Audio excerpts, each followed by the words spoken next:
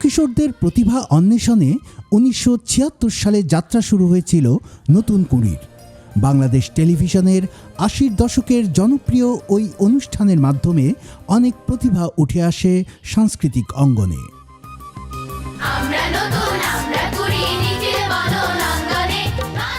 বহু বছর পর সেই পরিচিত নাম আবার ফিরে এসেছে, তবে এবার মঞ্চ নয়, সবুজ মাঠে।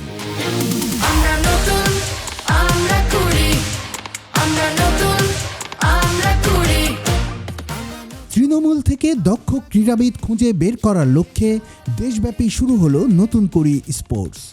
2 এপ্রিল শনিবার বিকেল 5টায় সিলেট জেলা স্টেডিয়ামে এই প্রতিভা অন্বেষণ কর্মসূচির উদ্বোধন করেন প্রধানমন্ত্রী তারেক রহমান।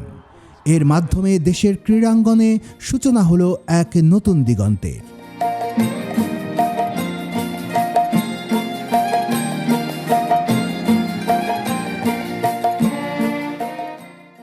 উদ্বোধনী ভেন্যু হিসেবে ঢাকার পরিবর্তে সিলেটকে বেছে নেওয়ার পিছনে ছিল প্রধানমন্ত্রীর বিশেষ নির্দেশনা।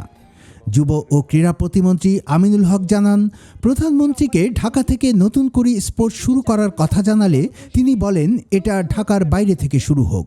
সেই পরিকল্পনা ও ইচ্ছে অনুযায়ী পুণ্যভূমি সিলেট থেকে এই ঐতিহাসিক যাত্রার সূচনা।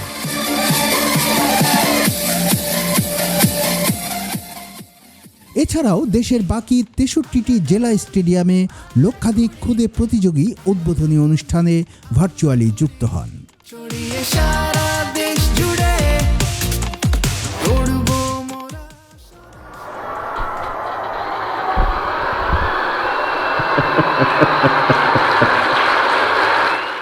উদ্বোধনী ভাষণে প্রধানমন্ত্রী তারেক রহমান বলেন, নতুন কুড়ি স্পোর্টসের মাধ্যমে আন্তর্জাতিক মানসম্পন্ন ক্রীড়াবিদ তৈরি করবে বাংলাদেশ।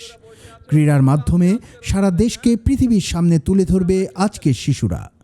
এই শিশুদের এক একজন বাংলাদেশের অ্যাম্বাসেডর হবে।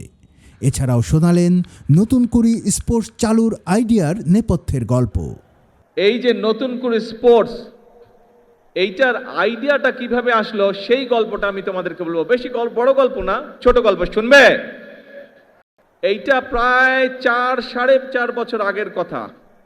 আজকে থেকে 4.5 বছর হবে। 4.5 বছর আগের কথা। আজকের এই যে আমাদের স্পোর্টস মিনিস্টার আমিনুল, এই আমিনুল গিয়েছিল লন্ডনে আমার সাথে দেখা করতে। তখন আমি লন্ডনে থাকতাম। তা আমিনুল এসছে, আমার সাথে কথা বলছে। তো ওকে নিয়ে একটা রেস্টুরেন্টে খেতে গিয়েছি। আমি গিয়েছি, আমার সাথে তোমাদের আন্টি গিয়েছেন, আমিনুল গিয়েছে, আর এখানে কয়সার বসে আছে। খুব সময় কয়সারও আমার সাথে ছিল। আচ্ছা, তো এখন আমরা গল্প করছি, কথা বলছি বাংলাদেশের বিভিন্ন বিষয় নিয়ে। তারপরে আমরা কথা শুরু করলাম, যেহেতু আমিনুল স্পোর্টসের মানুষ, আমি ওকে স্পোর্টস নিয়ে আলাপ শুরু করলাম, যে স্পোর্টস নিয়ে আমরা কি কি করব, বিভিন্ন বিষয়ে আলাপ করলাম। আলাপ করতে করতে এক পর্যায়ে আমরা খাবার টেবিলে বসে ঠিক করলাম যে আমরা নতুন কুড়ি স্পোর্টস চালু করব বাংলাদেশে। উদ্বোধনী অনুষ্ঠানে শিশু কিশোরদের অনুপ্রাণিত করতে উপস্থিত ছিলেন জাতীয় পর্যায়ের এক ঝাঁক তারকা ক্রীড়াবিদ। তারাই প্রতিযোগিতার দিক নির্দেশনা দেবেন। এছাড়াও অনুষ্ঠানে উপস্থিত ছিলেন স্থানীয় কোচ, ক্রীড়া সংগঠক ও খেলোয়াড়রা। নতুন কুড়ি স্পোর্টসে 12 থেকে 14 বছর বয়সী শিশু কিশোররা মোট 8টি ইভেন্টে অংশ নেবেন। ইভেন্টগুলো হচ্ছে ক্রিকেট, ফুটবল, কাবাডি, অ্যাথলেটিক্স, দাবা, ব্যাডমিন্টন, সাঁতার ও মার্শাল আর্ট। ঢাকা, ফরিদপুর, চট্টগ্রাম, কুমিল্লা, রংপুর, খুলনা, বরিশাল, সিলেট, রাজশাহী ও ময়মনসিংহ এই 10টি অঞ্চলে ভাগ করে প্রতিভা অন্বেষণ কার্যক্রম পরিচালিত হবে। এই 10 অঞ্চল থেকে প্রতিভা বাছাইয়ের পর জাতীয় পর্যায়ে সেরা খেলোয়াড় নির্বাচিত করা হবে। প্রতিযোগিতায় একজন খেলোয়াড় সর্বোচ্চ 2টি খেলায় অংশ নিতে পারবেন। এই প্রতিযোগিতায় রেজিস্ট্রেশন করেছেন 1,67,693 জন প্রতিযোগী। এর মধ্যে ছেলে 1,20,949 জন, মেয়ে 46,744 জন।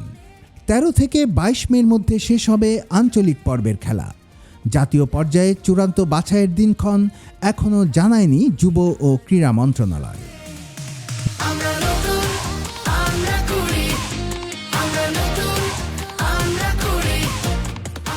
নির্বাচনী ইশতেহার অনুযায়ী ক্রীড়াঙ্গনকে সর্বোচ্চ গুরুত্ব দিচ্ছে সরকার। প্রতিমন্ত্রী বলেন, নির্বাচনের আগেই ইশতেহারে প্রধানমন্ত্রী স্পোর্টসকেই সর্বোচ্চ গুরুত্ব দিয়েছেন। দেশ গড়ার পরিকল্পনার অন্যতম অংশ ছিল স্পোর্টস। নতুন করে স্পোর্টসের মাধ্যমে বাংলাদেশের ক্রীড়াঙ্গনে আবার একটি নতুন অধ্যায়ের শুরু হতে যাচ্ছে। আমরা নতুন, আমরা কুড়ি, আমরা নতুন, আমরা কুড়ি, আমরা নতুন, আমরা কুড়ি, আমরা নতুন, আমরা কুড়ি। কুমিল্লার কাগজ নিউজ ডেস্ক।